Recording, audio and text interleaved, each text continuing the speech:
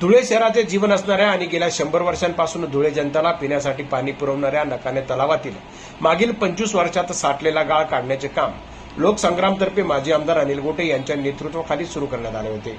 यासाठी आवश्यक असलेले पाटबंधारे विभाग, महसूल विभागाच्या सर्व परवानग्या त्यांनी प्राप्तही केल्या। राज्य शासनाच्या गाळमुक्त धरण गाळयुक्त शिवार या संकल्पनेतून नकाले तलावातून अक्षरशः 1000 ट्रॅक्टर डंपर भरून गाळ काढला, पण या सार्वजनिक कामात लोकप्रतिनिधी अथवा धुळेकरांचे सहकार्य मिळत नाहीये। याचमुळे सदन संपन्न धुळेकरांच्या उदासीनतेला कंटाळून नकाले तलाव गाळमुक्तीचा कार्यक्रम 10 मे पासून स्थगित करण्यात असल्याची माहिती माजी आमदार अनिल गोटे यांनी दिली आहे।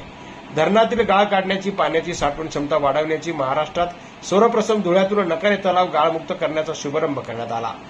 राज्य सरकारने ही कल्पना राज्याचे धोरण म्हणून स्वीकारली, अंमलातही आणली, पण नंतर सलग 25 वर्षात नकाले तलावातील पाणी शहरवासियांना ताण भागवण्यासाठी वापरले जाते, पण तलावात साठत असलेल्या गाळामुळे पाण्याची साठवण क्षमता संपुष्टात येत असल्याची कुणी गांभीर्याने विचार करत नाहीये। धुळेकर जनतेचे दुर्भाग्य की असंवेदनशील लोकप्रतिनिधी 1000-2000 रुपयांच्या लालचेपोटी मिळवून घेतले। अखेर व्हायचा तोच परिणाम झालाय। फेब्रुवारी महिन्यापासून धुळेकरांना पिण्याच्या पाण्यासाठी 8-8, 10-10 दिवस वाट पाहावी लागते। पिण्याच्या पाण्यासाठी धुळेकर जनतेला वणवण करावी लागल्यानंतरही निवडून दिलेले खासदार, आमदार, नगरसेवक यांनी या गंभीर विषयाकडे लक्षही दिले नाही। ही शोकांतिका आहे असं म्हणत माजी आमदार अनिल गोटे यांनी यावेळी संताप व्यक्त केला आहे।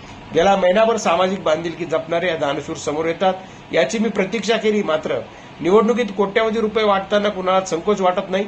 जयंत्या, पुण्यतिथ्या, दहीहंडी, गणेशोत्सव, सार्वजनिक भंडारे या कार्यक्रमांवर लक्षावधी रुपये उधळले जातात, पण किमान पिण्याच्या पाण्याची आपल्या भावी पिढीच्या भविष्यासाठी काही व्यवस्था, सोय, इतकेच वैचारिक दारिद्र्य पाहायला मिळावे यासाठी दुर्दैवाने कुठलीही घटना नाही। ही उदासीनता समाजास घातक आहे। आपण सदर विषयाचा अत्यंत गांभीर्याने सखोल विचार करून येत्या 10 मे पासून नकाले तलावातील गाळमुक्ततेचे काम स्थगित करत असल्याच्या प्रतिक्रिया त्यांनी यावेळी दिल्या आहे।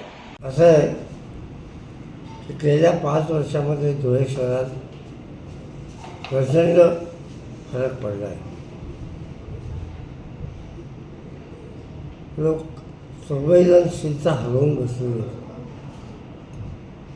आपल्याला दुसऱ्याचे काही करायचं असतं ही भावना लोकांमध्ये नष्ट झालेली आहे आणि ही अतिशय घातक गोष्ट आहे। मी अनेकांना आवाहन केलं की पिण्याच्या पाण्याच्या नकाने तलावातला गाळ काढला पाहिजे, पण म्हणजे अतिशय सूक्ष्म प्रतिसाद मिळाला, अल्प पण म्हणता येणार नाही काय। म्हणून हे महाराष्ट्रामध्ये सुरू असलेलं आदर्श काम मी 10 मे पासून बंद करायचा निर्णय घेतला। जनजागर मराठीसाठी नागिन मोरे, धुळे जिल्हा प्रतिनिधी।